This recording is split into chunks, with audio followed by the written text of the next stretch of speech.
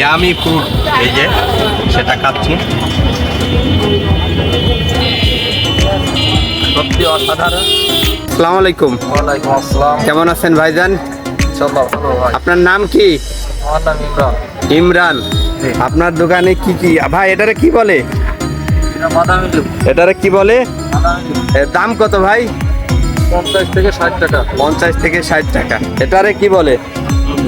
আমরা বেশি আমরা। দেশি আমরা। এটা কি পিস হিসাবে বিক্রি করেন নাকি কেজিতে? এটা আপনার 2 15 টাকা, 3 20 টাকা। ও, 2টা 15 টাকা এবং 3টা 20 টাকা।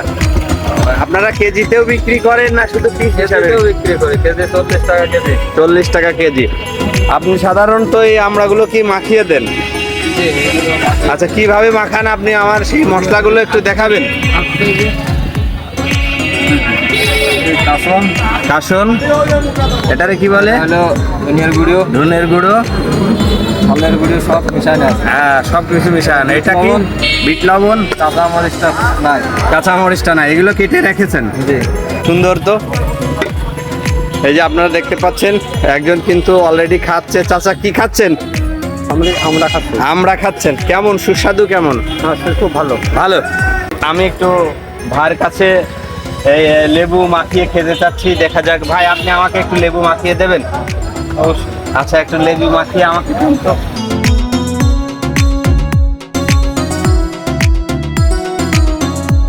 রাখছিল বাদামটা, কাটা বাদাম থেকে উনি বেশ কিছু যে বাদাম সেটা উনি ওনার সেই যে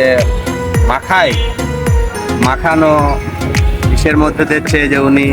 এটা কি দিলেন দাদা? এটা হলো ধনিয়ার গুঁড়ো, ঝালের গুঁড়ো মিক্স করা। ধনের গুঁড়ো এবং ঝালের গুঁড়ো দিলেন। এই যে উনি এটা বিট লবণ দিচ্ছে। তারপরে এই যে আপনারা দেখতে পাচ্ছেন যে এটা কি দাদা? এটা কাসন, শস্য বাটা। কাসন। হ্যাঁ হ্যাঁ, শস্য বাটা দিচ্ছে। এই যে আপনারা দেখতে পাচ্ছেন।